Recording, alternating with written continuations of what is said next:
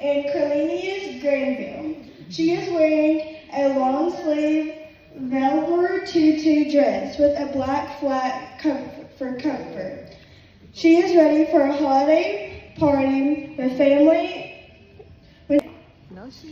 She goes to Stewart Elementary. Her parents are Cassandra Roberts and Cornelius Granville. She is wearing a black long-sleeve sequin dress.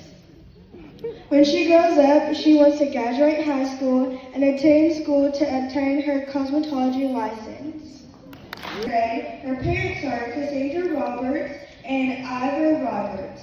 The school she goes to is Four Cities Junior High School. She is wearing a V-cut black dress with long sleeves, red cardigan. She has accessorized her outfit with a red handbag and black heels to match.